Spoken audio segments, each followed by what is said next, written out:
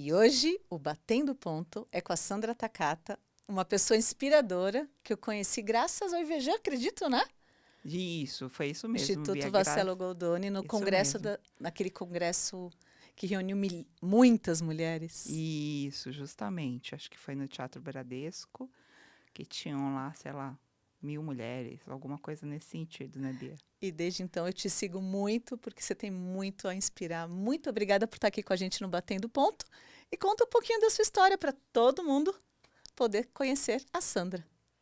Ótimo, Bia, é uma honra estar aqui. Um convite, lógico, não poderia recusar esse convite de estar aqui com você batendo ponto. É, mas eu sou jornalista de formação. E hoje também acumulo aí um outro cargo que é a presidência do Instituto Mulheres do Varejo, né? Eu acho que quando eu chego agora na presidência do Instituto e mais a minha formação jornalística, eu posso dizer, e assim, é como se fosse se complementar tudo que aconteceu, né? Eu gosto de contar uma história que eu acho que tem muito a ver com a chegada da minha carreira até aqui e com o que eu posso devolver para a sociedade, tá? Então, eu gosto de contar duas histórias. Uma delas, e que eu acho que tem a ver com essa questão da minha ancestralidade, porque eu sou neta de japoneses, e vocês sabem muito bem que os japoneses eles são disciplinados e, ao mesmo tempo, têm uma cultura muito machista, né? Uhum. E a minha avó, por parte de mãe, então ela queria muito estudar. Só que naquela época, imagina, 1900 bolinha, né? Mulheres não podiam estudar, imaginam mulheres japonesas, né? Que serviam os homens. Então ela chega para o meu avô, quer dizer, o pai dela, o meu bisavô, e chega para ele e fala assim: pai, eu quero estudar. E aí ele fala assim: mas que maneira, mulher, você é boba. Mas nunca. Para que você quer estudar? Mulher não precisa de estudo, né? E ele fala assim: e se você tocar de novo nesse assunto, eu Uhum. quebro suas pernas, Nossa. né? Só que eu acho que a vontade da minha avó era tanta de estudar que ela resolveu fugir de casa. E essa história, infelizmente, eu resgatei depois que ela faleceu, que eu queria muito ter detalhes. Mas ela fugiu de casa e depois ela acabou vindo para o Brasil. Encontrou um primo, uma família vindo para cá, entrou no navio. Ela aprendeu a ler e escrever em japonês, no dialeto dela, que era de Okinawa. Mas ela teve de fazer esse percurso triste, porque ela foi ver, com o advento do Orkut, a gente encontrou familiares e eles vieram para o Brasil visitá-la. Que incrível. Né? Mas eu digo que até hoje há mulheres que não sabem ler e escrever. Né? E eu acho que o jornalismo me trouxe muito disso, de saber ler, escrever e relatar e dar vozes para as mulheres. Porque eu acho que tem um resgate dessa ancestralidade. E um outro fato que me aconteceu e que junta tudo e parece que faz sentido nos dias de hoje, e eu já contei isso em vários podcasts, enfim, mas eu gosto de reforçar que eu deveria ter mais ou menos uns 7 anos, 8. Eu sei que meu tio tinha falecido, meu tio mais velho, e os japoneses eles fazem as cerimônias, né, nos altares, né? E o que aconteceu é que eu achava aquele altar muito bonito. E ele é passado de pai para filho e de filho e assim vai, né? Uhum. Como meu avô tinha falecido, depois meu tio faleceu, eu achei que aquele altar viria para minha casa. Eu viro para minha mãe e digo o seguinte: mãe, nossa, então o altar vai vir para casa. E ela, assim, fala assim, nossa, assim como a minha avó, né? Ela diz para mim, nossa, como você é boba. Você não sabe que você é mulher e quando você se casar, você não vai mais pertencer à família? Porque você herda o nome, na verdade, do marido. Então, perde, na verdade, a conexão, vamos dizer assim, da família, de deixar de levar o seu sobrenome com você, né? Só que imagina para uma criança você ouvir uma frase nesse sentido. Muito forte. E aí, quando você começa a estudar, você vê que são crenças limitantes. E eu comecei, minha mãe tinha só até o 4º ano, antigamente primário, né? 4ª série hoje, do ensino fundamental. E eu comecei a estudar e ver que aquilo tudo eram crenças limitantes. E eu comecei, então, a provocar e a testar. Então, era... não fique embaixo da mesa que você não vai crescer. Você está falando, né? A gente estava batendo papo aqui antes. Mas eu falei assim, como você é alta? Né? Então, eu fiquei debaixo da mesa. Falei assim, eu vou crescer, mãe. Você quer ver? Eu fiquei debaixo da mesa. Não sei se eu ia crescer mais ainda, mas eu fiquei. Nossa. Tomei manga com leite. Todo mundo falava que morria. Eu falei para ela, não, isso aqui não, isso funciona. Você vai ver, eu vou tomar manga com leite. Ela ficou desesperada. Mas eu comecei... Ou seja, você desafiou. Desafiei Desafiou todas bastante, as crenças limitantes. Todas as crenças limitantes que tinham, assim, eu procurava desafiar. Porque, no fundo, eu não queria ficar longe da minha família. A frase era, você não vai pertencer mais à família. Né? E aí eu decido, então, eles queriam que eu fosse médica, mas eu decidi fazer jornalismo. E aí essa parte da comunicação eu acho que é muito, sabe, amplia seus horizontes nesse sentido. E faz você entender o mundo, né? Você é generalista, mas, sabe, corre atrás de várias matérias, né? Trabalhei já em redações. Sim. Então, assim, você começa a provocar e eu chego, então, até hoje justamente para defender os direitos das mulheres, para lutar por essa questão, né?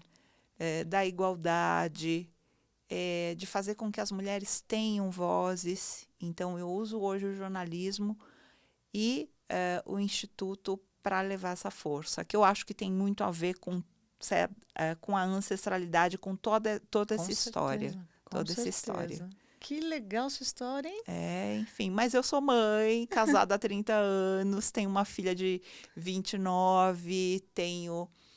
e outra filha de 19, Júlia e Luísa. Enfim, tenho uma agência de comunicação, cuido de reputação, assessoria de imprensa. Enfim, LinkedIn Top Voice. Sou LinkedIn Top Voice também, né? Sou embaixadora também do Sinal Vermelho contra a Violência Doméstica. Importante. Para o varejo. Então, são essas as frentes hoje que eu levo aí na minha caminhada. Excelente, uma história linda. E eu vou perguntar de fracasso agora. Pode perguntar. Como um fracasso, ou aparente fracasso, te preparou para um sucesso posterior? Você sabe que, assim, isso eu descobri também há uns 13 anos, mais ou menos, porque eu comecei a estudar um pouco as pessoas e fazer gestão de pessoas. Porque quando você, imagina, jornalista, eu tenho uma agência de comunicação e você faz muitas coisas erradas. Tá? Muitas coisas erradas.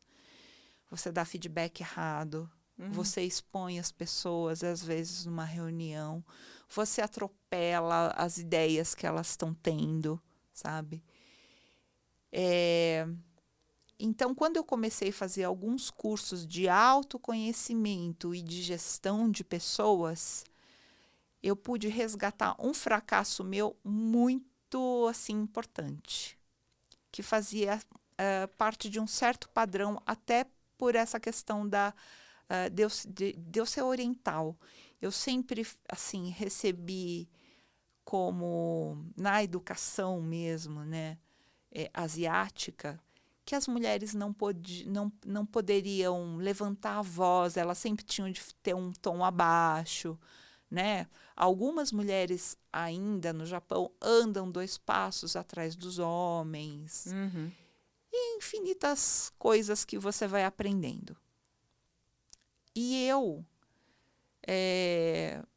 por exemplo, eu me sabotava quando tinha algum jogo, alguma disputa, Uhum. que você tinha de receber uma medalha, que você tinha de aparecer. Isso eu fui só me tocar quando eu fui fazer o curso mesmo. Eu fiz um processo regressivo também e acabei descobrindo isso. Eu lembro que eu sempre gostei de esportes. Então, eu me descobri muito tímida, mas acabei me descobrindo jogando handball. Que legal. Eu fui bailarina, eu fiz balé muitos anos, né? Então, já tinha uma facilidade, enfim, uma elasticidade maior para poder também fazer esportes. E acabei também jogando handball. Modéstia à parte, eu jogava muito bem handball. E num dos jogos, eu acabei sendo destaque. Acabei indo jogar no Palestra Itália, em São Bernardo do Campo. Uhum. Naquela época, a gente foi jogar no interior. E aí o que aconteceu é que eu estava fazendo vários gols. Só que quando chega na metade do tempo, um jornalista, olha só, né, que infame. Um jornalista chega para mim e fala assim: "Nossa, eu queria falar com você depois do jogo, porque eu estava jogando muito bem." Aquilo por dentro me deu uma pane. E você não sabe o que eu fiz no segundo tempo. Ai, não vai me dizer que você não jogou nada bem. Eu acabei machucando uma das adversárias. E depois eu descubro que eu acho que foi inconsciente justamente para eu não dar essa entrevista. Olha isso. Que eu acabei fazendo um bloqueio, só que eu acabei dando uma cotovelada no estômago de uma das meninas que acabou desmaiando. Ai, que cotovelada essa, hein? Pois é, então eu fui jogar para cima e fui para trás, só que eu subi muito forte, fui para trás muito forte. E, enfim, acabei sendo expulsa, né? Ou seja, meu time não ganhou, né? E eu fui resgatar essa história muito tempo depois, quando a gente começava a ver padrões. Então, depois que você descobre isso, você começa a olhar que muitas coisas do que você fez, você tem a síndrome da impostora para não poder aparecer. Então, hoje eu viro o jogo para todas as coisas que me deixam desconfortáveis. Hoje eu falo, e hoje isso para mim está sanado. Mas foi um fracasso que me fez ver o outro lado e falar assim: puxa, olha só o que você está fazendo com você. Com você mesma. Porque sei lá, eu podia ser campeã assim várias vezes, sabe? Gincana de colégio, sei lá, eu ganhava quase todas, só que quando eu estava chegando eu fazia de propósito para não chegar. Era um negócio estranho, louco. Insano. Bem, mas que bom que o autoconhecimento te trouxe essa percepção e você superou de longe, né? Sim. Hoje você brilha em qualquer palco. Te vi no palco a primeira vez? Você brilha. Você diria que esse daí do handball foi seu fracasso favorito? Uma vez que ele é tão emblemático, né? Eu nem sabia, se for contar em fracasso, eu nem sabia que... Eu fui resgatar essa história, na verdade, nesse processo agressivo, que eu me vi nesse jogo, fazendo isso propositalmente. Olha. Né? Eu não tinha essa ideia, mas eu, vendo todo o histórico, realmente, assim, no fundo...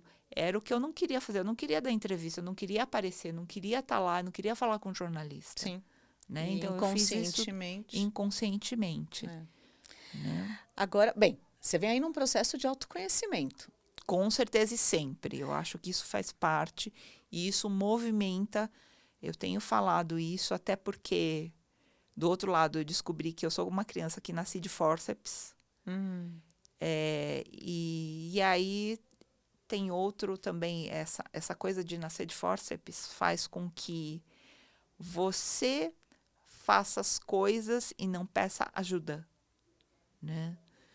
Porque você é uma criança que nasceu e quando pediu ajuda veio uma baita espátula na sua cabeça e te trouxe dor. Então, A força. a força. Então, isso eu também lido toda, enfim. Nossa, É Bia, tanta coisa, é né? tanta coisa que a gente acaba descobrindo. Então, mas eu imagino que nesse processo de autoconhecimento, especialmente nos últimos Lógico. anos, novas crenças, comportamentos vieram à tona, Sim, né? sim. E desses hábitos, comportamentos, crenças, o que te trouxe mais valor, agregou melhor à sua vida? Trouxe mais valor para a sua vida? Você sabe que, por exemplo, quando a gente está na comunicação, a gente não percebe esse lado da desigualdade, né, entre homens e mulheres. A gente acha que é tudo igual, que está lá, enfim, mas dentro da comunicação até existe muito essa diferença, muita diferença. E eu nunca tinha percebido, sabe, todas as ações, na verdade, machistas, sabe, que você passa. E quando você começa a se reunir, conversar com várias mulheres em prol do mesmo, sabe, propósito, você começa a descobrir que sim, você passou por várias, sabe, etapas, até, por exemplo, no momento de gravidez, graças a Deus, assim, eu consegui ser contratada grávida, né, quando eu estava grávida da minha primeira filha. Eu agradeço muito essa pessoa que, sabe, que me contratou e foi um homem. Mas antes disso, eu passei por várias situações que você via porque eu estava grávida, né? E depois vem aquela questão de, olha, como você vai cuidar dos seus filhos, qual é né, a rede de apoio que você tem, enfim, e isso parece ser natural. E não é natural, né? Não é natural. A gente gera um filho, na verdade, que vão ser os nossos clientes no futuro.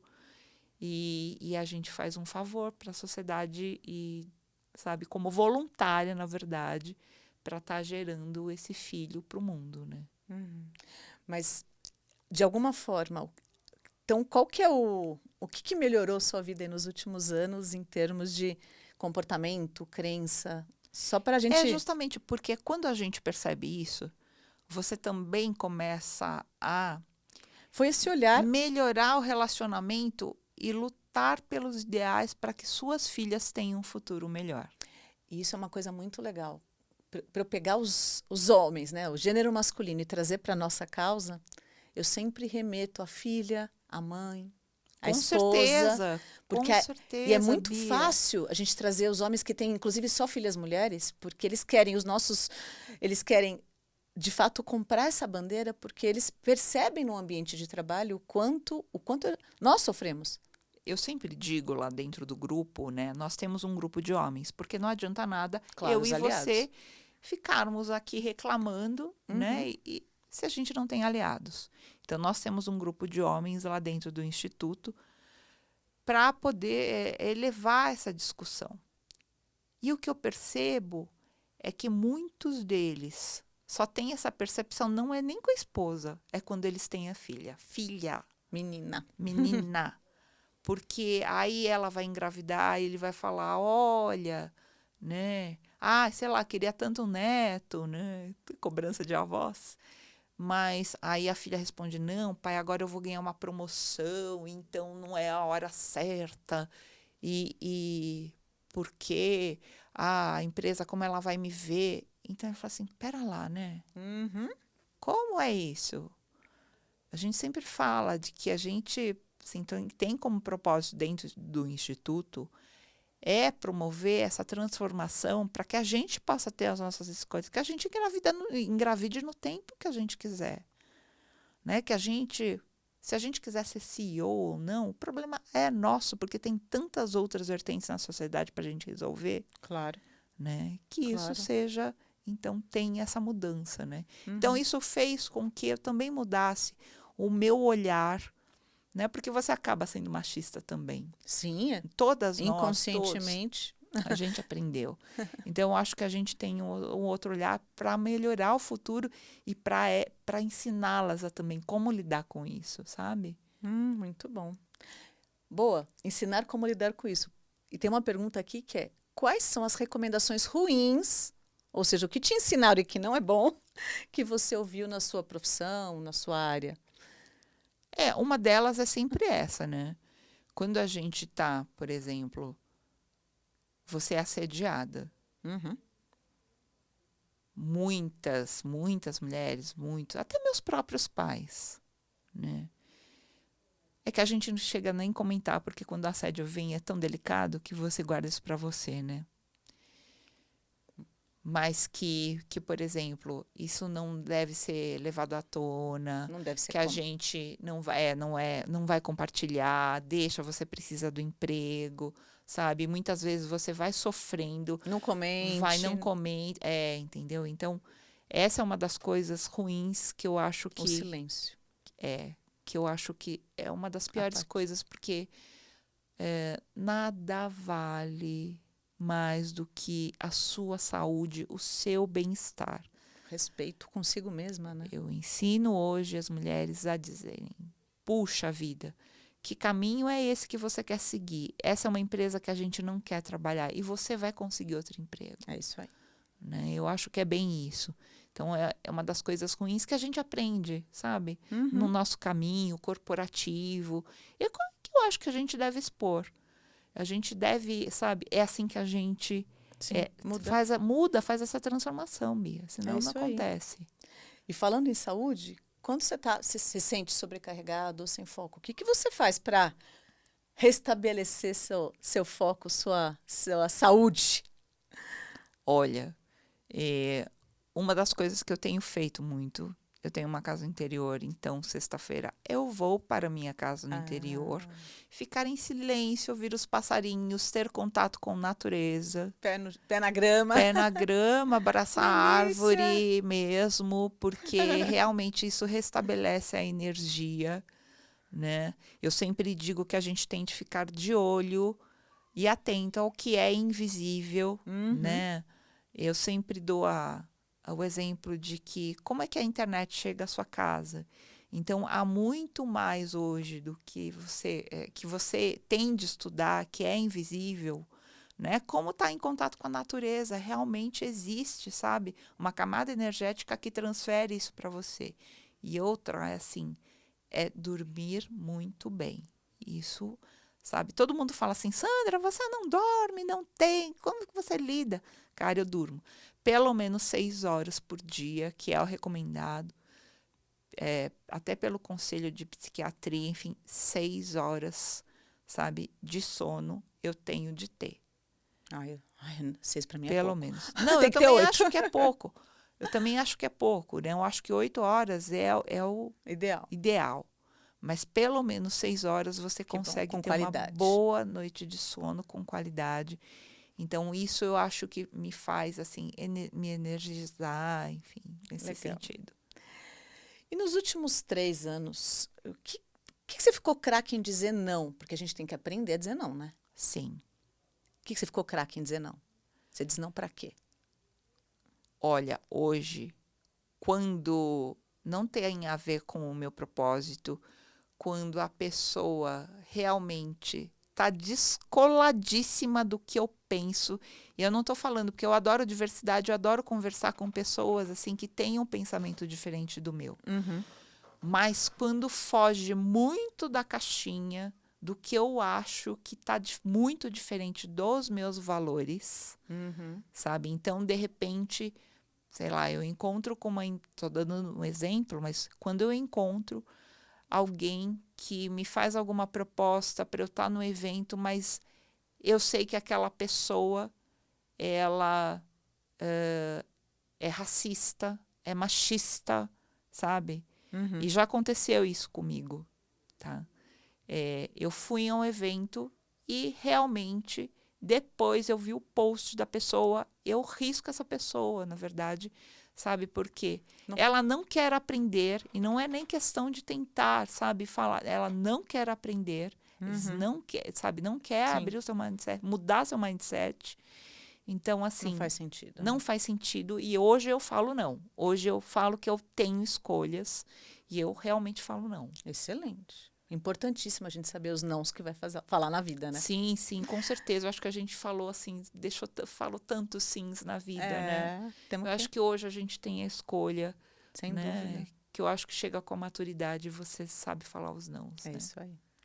Falando em maturidade, vamos falar do oposto. Imagine um aluno Tá, se formando na faculdade, tá.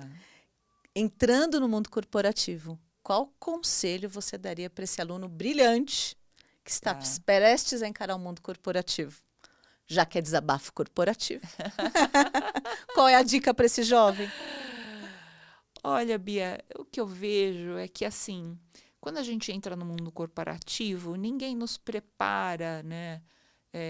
Do lado comportamental, a gente nunca sabe o que vai enfrentar, a gente não sabe que as pessoas vão estar disputando com a gente, que vão, muitas vezes, sei lá, puxar seu tapete, né? E a gente não mal saiu da faculdade e se depara com aquilo. Então, que isso, assim, sabe, seja um aprendizado e que as pessoas não sejam tão apressadas em estar, sabe, achando que aquilo vai ser a última, sabe, o último emprego que ele vai ter.